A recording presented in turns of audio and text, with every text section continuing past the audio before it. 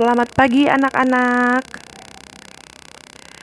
Baiklah, tadi kalian sudah menyaksikan video pembelajaran yang Ibu posting dalam bentuk PowerPoint ya.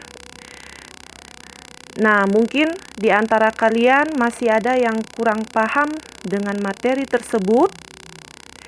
Jadi dalam video singkat ini akan Ibu ulangi kembali ya. Materi yang kita pelajari hari ini tentang tanda baca, yaitu tanda koma dan tanda titik dua. Seperti yang pernah Ibu jelaskan sebelumnya, jika materinya tanda baca, maka yang akan dipelajari adalah penggunaannya. Perhatikan ya. Nah, yang pertama, tanda koma.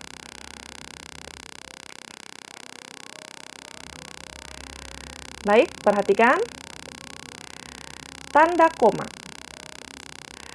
Salah satu penggunaan tanda koma adalah untuk memisahkan unsur-unsur dalam perincian. Ibu ulangi.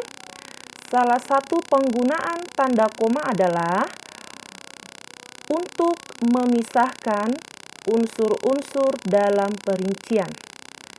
Nah, contoh. Ibu berikan 3 contoh ya.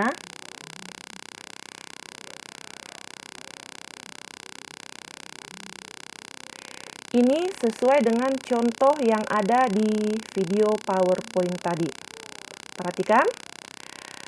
Saya membeli pulpen, penggaris, buku tulis, pensil, dan penghapus. Dalam kalimat ini, unsur-unsur yang dirinci adalah pulpen, penggaris, buku tulis, pensil, dan penghapus. Jadi, unsur-unsur ini harus dipisahkan dengan tanda koma. Nah, ini dia.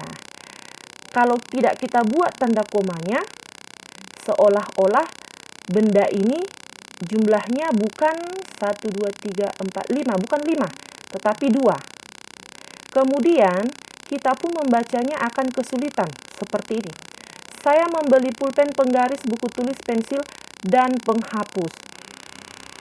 Jumlah bendanya pun seolah-olah ada 2. Benda yang pertama, pulpen, penggaris, buku tulis, pensil. Benda yang kedua, penghapus. Nah, jadi jika benda yang kita maksud jumlahnya ada 5, maka kita pisahkan mereka dengan tanda koma. Sebelum kata dan, masih kita berikan tanda koma ya. Nah, tanda koma yang diberikan pada unsur-unsur yang dirinci dalam kalimat ini 1, 2, 3, 4. Baik, contoh yang kedua. Nah, ini dia. Contoh yang kedua ya. Ibu baca ya. Candi Borobudur, Taj Mahal, tembok raksasa Cina, dan lain-lain merupakan bangunan keajaiban dunia.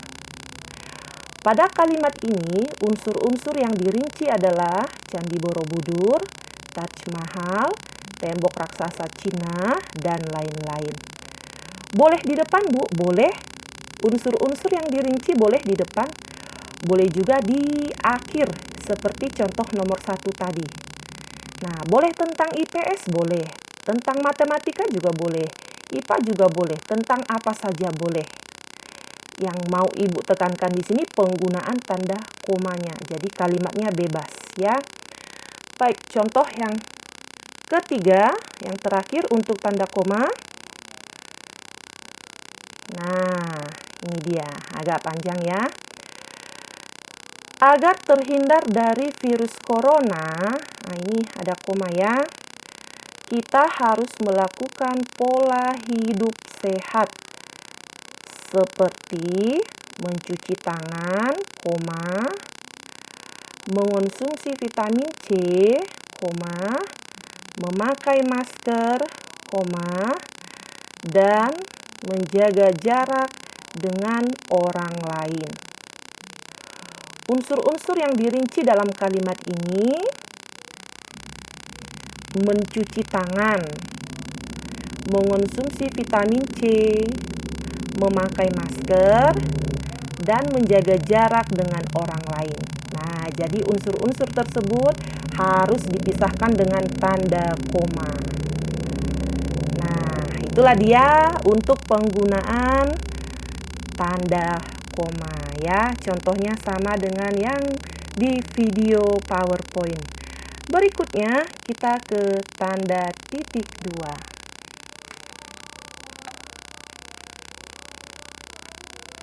Nah, ini dia. Baik, Ibu bacakan. Tanda titik dua. Nah, kalau menuliskan tanda baca, tulis dulu kata-katanya, baru dalam kurung simbolnya ya. Digunakan di akhir pernyataan lengkap yang diikuti rangkaian atau penjelasan. Penggunaan tanda titik dua bukan hanya ini saja ya, tapi kebetulan di pelajaran kita ini yang muncul. Ulangi, tanda titik dua digunakan di akhir pernyataan lengkap yang diikuti rangkaian atau penjelasan. Ya, contoh.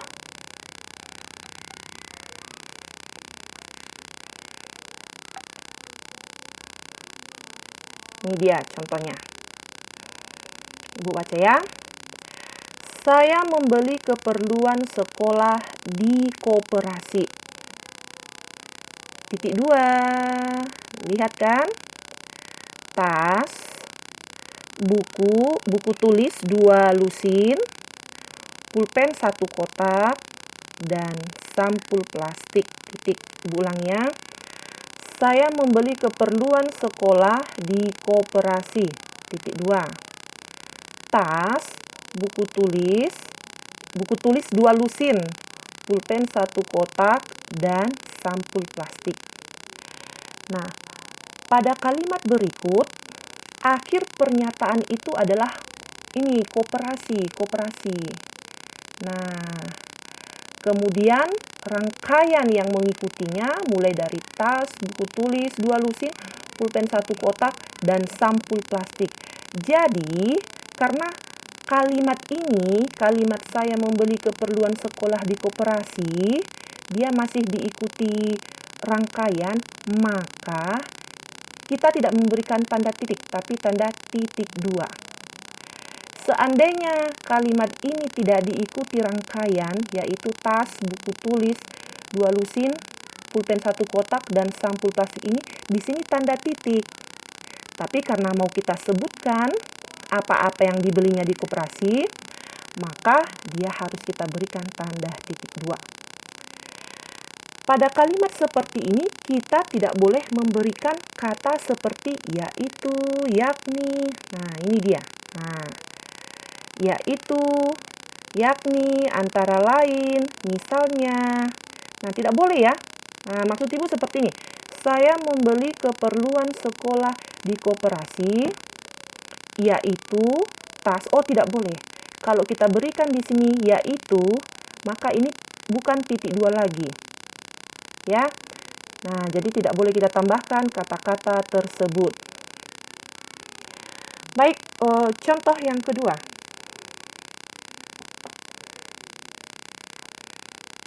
Nah, ini dia ya. Ada beberapa orang sahabatku di kelas. Titik dua. Nah, mau disebutkan siapa-siapa sahabatnya kan? Juwita, Tabita, Gilbert, dan Edric. Seandainya ini tidak diikuti Juwita,